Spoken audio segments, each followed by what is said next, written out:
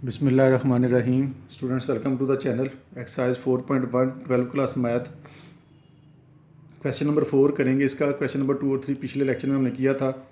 Question number 4 में है A B और सी तीन वर्टिसेस उसने दी हुई हैं। कहता है साबित करें कि ये जो वर्टिसेस हैं ये एक राइट ट्राइंगल की वर्टिसेस हैं। अगर इनको ग्राफ पेपर पर ड्रा किया जाए तो जो उनको मिलाने से फिगर बनेगी वो एक राइट ट्राइंगल होगी। तो ए बी और सी ये है हमारे पास। फ़र्ज़ करें कि ये एक ट्राइंगल है, ये इसकी वर्टिसेस हैं। अभी हमें नहीं पता कि ये एक राइट ट्राइंगल है या कौन सी ट्राइंगल है।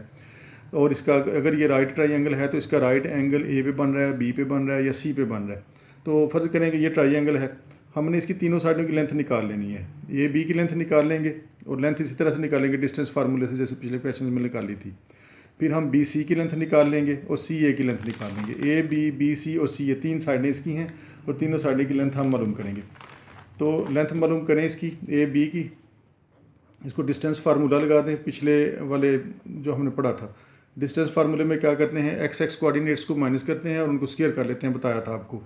डिस्टेंस फार्मूले में एक्स कोऑर्डिनेट्स को माइनस करते हैं और स्क्वायर कर लेते हैं, प्लस वाई कोऑर्डिनेट्स को माइनस करते हैं और उनका स्क्वायर कर लेते हैं। तो इससे उन दो पॉइंट्स का डिस्टेंस आ जाता है। ये सारी बातें पिछले लेक्चर में पढ़ चुके हैं। तो देखें, ए बी का डिस्टेंस निकालना है, ए बी की लेंथ निकालनी है।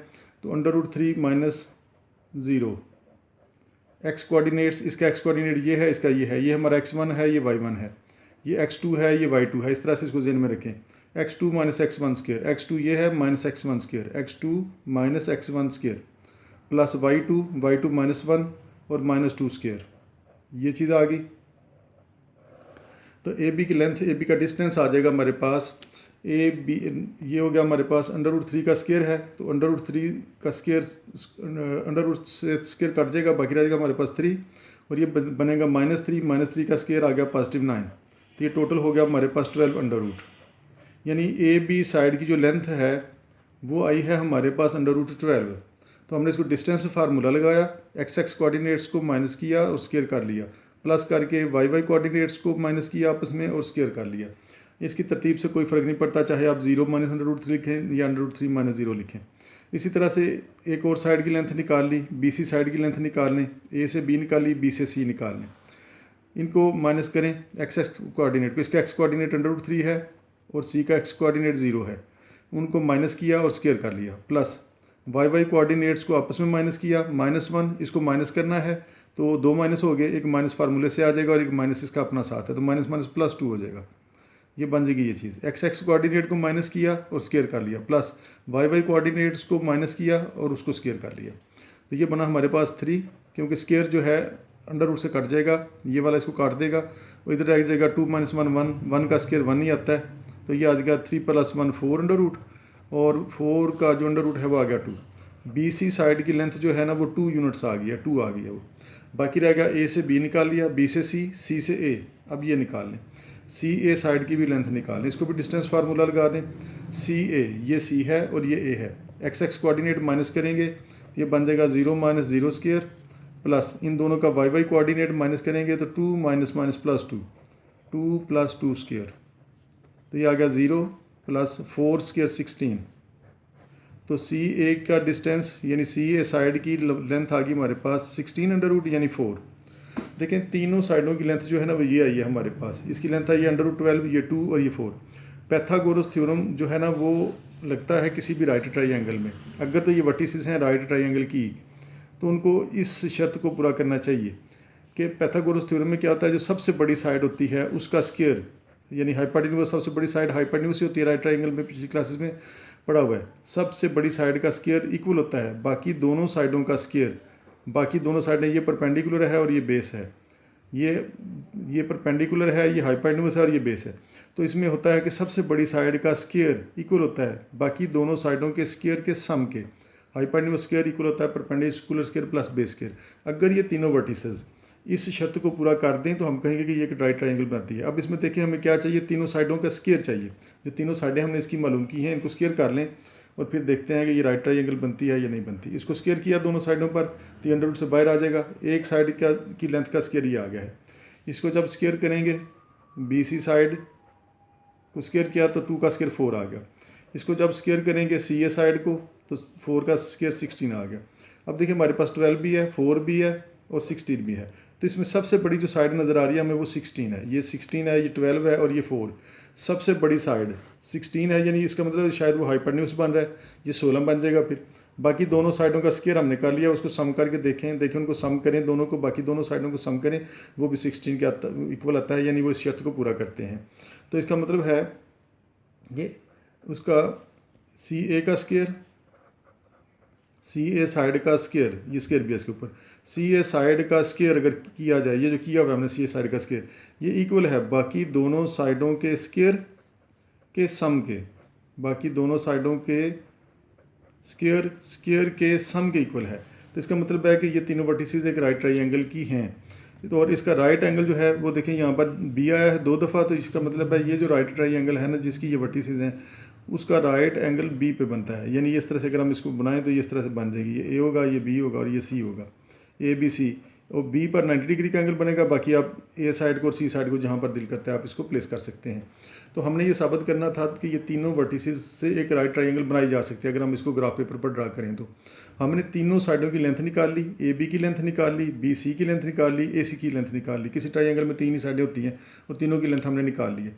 फिर हमने वो जो लेंथ निकाली थी उन सबको स्क्वायर किया, स्क्वायर करके जो सबसे बड़ी साइड आई है उसको हमने देखा, सबसे बड़ी साइड उसकी ये थी 16, तो ये इक्वल आ जाती है इसके, बाकी दोनों साइडों का भी स्क्वायर हमने किया हुआ है उनके सम के इक्वल आती है। तो ये पाइथागोरस थ्योरम को पूरा करती है, यानी इनमें एक ऐसी साइड है जो सबसे बड़ी है और उसका स्क्वायर इक्वल है बाकी दोनों साइडों के स्क्वायर के सम के। जैसे ये है सबसे बड़ी साइड 16 है, बाकी दोनों साइडों का स्क्वायर करके उनको सम किया है तो ये दोनों साइडें इक्वल आती हैं। तो इसका मतलब है ये एक राइट ट्राइंगल बनती है। इसी तरह से इसका क्वेश्चन नंबर 2 करेंगे। क्वेश्चन नंबर 2 में भी उसने 3 वर्टिसेस दी हुई हैं, ए बी और सी। ए है 3 और 1, बी है -2 और -3 और सी है 2 और 2। कहता है देखें कि क्या ये एक आइसोसेलेस ट्राइंगल बनती है। अब आइसोसेलेस ट्राइंगल क्या होती है, आइसोसेलेस ट्राइंगल में 2 साइड्स इक्वल होती हैं, कोई 2 साइड्स उसकी इक्वल होती हैं, 2 साइड्स इक्वल, उसको कहते हैं आइसोसेलेस ट्राइंगल। एक होती है इक्विलेटरल ट्राइंगल, इक्विलेटरल ट्राइंगल में तीनों साइडों की लेंथ बराबर होती है, आइसोसेलेस में 2 साइड की लेंथ इक्वल आनी चाहिए। तो कहता है बताओ कि क्या ए बी सी ये जो ट्राइंगल बनती है इनको मिलाने से जो ट्राइंगल बनती है क्या वो एक ऐसी ट्राइंगल होगी जो आइसोसेलेस होगी, यानी उसकी 2 साइडें इक्वल होंगी। तो इसको मालूम करने तीनों का डिस्टेंस जैसे ऊपर वाले क्वेश्चन में निकाला है। ए बी निकालेंगे तो ये आ जाएगा -2 -3, एक्स कोऑर्डिनेट्स को आपस में सॉल्व कर लिया, माइनस कर लिया, वाई कोऑर्डिनेट्स को भी सॉल्व कर लिया। ये अब डिस्टेंस फार्मूला कैसे लगाते हैं ये आपको पता है। ये आ जाएगा 25, ये आ जाएगा 16 और ये टोटल आपके पास हो गया 41। ए बी एक्स कोऑर्डिनेट को माइनस करके स्क्वायर किया, वाई कोऑर्डिनेट्स को माइनस करके स्क्वायर किया, ये सारा आ गया। इसके बाद बी सी में आ जाएगा इन दोनों को 2 + 2 स्क्वायर, एक्स कोऑर्डिनेट को माइनस करके स्क्वायर, इन दोनों के वाई कोऑर्डिनेट को माइनस करके तो उसका स्क्वायर, ये बन गया 4 यानी 16 स्क्वायर उसका, और ये बन गया 25, 5 का स्क्वायर 25, ये भी आ गया 41। तो देखें इसकी 2 साइडें तो यहीं पर ही इक्वल आ गई हैं। तीसरी भी निकाल के देख लेते हैं, ए सी, तीसरी साइड उसकी ए सी बनती है, तो इसी डिस्टेंस फार्मूले से उसको भी निकाल लें। इसके एक्स कोऑर्डिनेट को माइनस करें, 2 - 3 स्क्वायर प्लस 2 - 1 स्क्वायर, और वाई कोऑर्डिनेट को माइनस करके तो उसका स्क्वायर कर लें, तो ये आ जाएगा -1 स्क्वायर +1 प्लस +1, तो ये आ जाएगा आपके पास √2। तो देखें इसमें तीनों साइडों की लेंथ इक्वल नहीं आई, इसमें 2 साइडों की लेंथ इक्वल आई है। इस ट्राइंगल की 2 साइडों की लेंथ इक्वल है, ए बी साइड की लेंथ बी सी साइड की लेंथ के इक्वल है। सो ये जो ए बी सी है, so A B C are the vertices of isosceles triangle. ये वर्टिसेस हैं एक आइसोसेलेस ट्राइंगल की, क्योंकि आइसोसेलेस ट्राइंगल की यही डेफिनेशन है, उसमें कोई 2 साइडें इक्वल लेंथ रखती हैं और इसमें 2 साइडें ऐसी आ गई हैं जिनकी लेंथ आपस में इक्वल है। तो डिस्टेंस फार्मूला लगा के हमने इसको भी सॉल्व कर लिया। 4 का 3 पार्ट, ए बी सी और D is a parallelogram, is the parallelogram square. ये उसने 4 वर्टिसेस दे दिए हैं ए बी सी और डी। कहता है साबित करें कि ये एक पैरेललोग्राम है या ये एक स्क्वायर है। इसको देखें, वो कह रहा है कि साबित करें the points are vertices of parallelogram. ये साबित करना है कि ये पैरेललोग्राम बनती है, और ये भी चेक करना है कि क्या ये एक स्क्वायर भी बन सकती है। पैरेललोग्राम जो है उसकी फिगर इस तरह की होती है, ये पैरेललोग्राम एक बना लें। इसकी वर्टिसेस हैं 5 और 2, इसकी हैं -2 और 3, इसको सी का नाम दे लें -3 और -4, और इसको डी का नाम दे लें 4 और -5। तो ये सारी साइडों की लेंथ निकाल लें। इसको ए बी से सी से डी से सारी साइडों की लेंथ निकालेंगे। तो पैरेललोग्राम में क्या होता है कि पैरेललोग्राम में आमने सामने वाली साइडों की लेंथ इक्वल आनी चाहिए। तो पहले हम ये निकाल के देखते हैं कि क्या ए बी की लेंथ डी सी की इक्वल आई है, क्या इस साइड की लेंथ ए डी की लेंथ अपने सामने वाले बी सी की इक्वल आई है। फिर हम देखेंगे कि ये पैरेललोग्राम बनती है या नहीं बनती। तो पहले हम इसके सारी साइडों की length A B C D और ए डी उसी डिस्टेंस फार्मूले से निकाल लेंगे। तो मैंने इसकी सारी साइडों की लेंथ निकाल ली है ताकि टाइम बचे। ए बी सी डी, ए से बी, ये हमने ए बी को डिस्टेंस फार्मूला लगा लिया, एक्स कोऑर्डिनेट्स को माइनस किया प्लस वाई कोऑर्डिनेट्स को माइनस किया, स्केयर किया, सम किया, अंडर रूट कर लिया। तो ये आया हमारे पास 5/2। अंडर रूट 50 आता था, अंडर रूट 50 से पूरा हमें अंडर रूट नहीं मिलता, इसलिए हमने इसको फैक्टर बना लिए 5 और 2, 5 ये आ गया अंडर रूट 2। इसी तरह से हमने बी सी की लेंथ निकाली, तो वो भी यही आई है 5/2 डिस्टेंस फार्मूले से। डिस्टेंस फार्मूला अब आपको लगाना आना चाहिए। सी डी की डिस्टेंस लेंथ निकाली है, तो वो भी यही आई है 5, ये भी 5/2 आई है एक साइड की, ये भी वही आई है, ये भी वही आई है। ए बी निकाली, बी सी निकाली, सी डी निकाली, फिर हमने डी ए निकाला, तो वो भी वही आया है 5/2। तो चारों साइडों की लेंथ जो है इक्वल आ गई है। तो हम कहेंगे कि ए बी की लेंथ, बी सी की लेंथ, सी डी की लेंथ और डी ए की लेंथ, यानी ए से बी से सी से डी से ए, ये सारी लेंथ बराबर आ गई हैं। तो अगर सारी लेंथ्स बराबर आई हैं तो उसमें पैरेललोग्राम में यही होता है कि आमने सामने साइडों की लेंथ इक्वल आती है। तो देखें सभी जब √5/2 है, ये भी 5/2 है, ये भी 5/2 है, तो ये अपने सामने वाले की इक्वल होगी।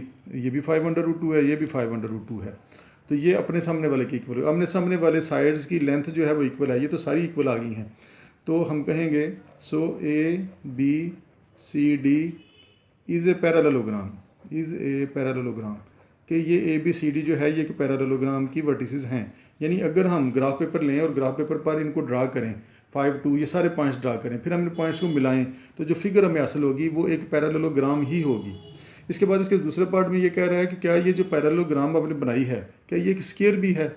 अब स्केयर में क्या होता है, स्केयर में ये होता है कि स्केयर की सारी साइडों की लेंथ तो इक्वल होती है, लेकिन उसकी डायगोनल की लेंथ भी इक्वल होती है। यानी इसको इसके साथ मिलाएं, इसके साथ लाएं। इसका नाम हमने ए रखा था, इसका नाम हमने बी रखा, इसका नाम सी, इसका नाम डी रखा। एक पार्ट इसका मुकम्मल हो गया है। दूसरे पार्ट में हमने देखना है कि क्या ये पैरेललोग्राम, ये जो पैरेललोग्राम है ये एक स्केयर भी है। अगर तो ए सी हमारे पास ये डायगोनल, इस डायगोनल की लेंथ ए सी की लेंथ निकालें, बी डी की लेंथ निकालें, अगर ये दोनों डायगोनल भी इक्वल आ गई तो हम कहेंगे हाँ ये जो पैरेललोग्राम है ये एक स्केयर भी बनती है। तो अब हम निकालेंगे इसकी लेंथ। इसके ए कोऑर्डिनेट है इसका 5 और 2, ये वाला। सी का हमें पता है वो -3 और 4 है, -3 और -4 है, और बी जो है वो है हमारे पास -2 और 3, और डी जो है वो है हमारे पास 4 और -5। और हमें निकालना है यहाँ पर ए सी, और हमें निकालना है ए सी डायगोनल ये निकालनी है और बी डी डायगोनल निकालनी है। अगर इनकी भी लेंथ डिस्टेंस फार्मूला लगाने से हम ये निकालेंगे, अगर ये इक्वल आ जाती है तो हम कहेंगे कि ये जो है ये एक स्केयर भी बनती है। तो इसकी जो दोनों डायगोनल की लेंथ है वो भी मैंने निकाल दी है। ए सी, ये वाला ए सी, ये एक डायगोनल बनी थी ए सी, यहाँ से देखें इसको ए सी, और बी डी ये दो निकाल ली थी हमने। तो हमने ए सी को डिस्टेंस फार्मूला लगाया, उसी तरह डिस्टेंस फार्मूला लगाया तो इसकी लेंथ आई है 10। और दूसरी जो इसका डायगोनल बनती थी बी डी, उसको भी हमने डिस्टेंस फार्मूला लगाया तो उसकी भी लेंथ 10 आई है। तो यानी साबित ये हुआ कि ये वाली जो है एक पैरेललोग्राम भी है। So A C is equal to B D, diagonals are equal, diagonals 20 की इक्वल आ गई हैं, लिहाजा हम कहेंगे कि A B C D are the vertices of A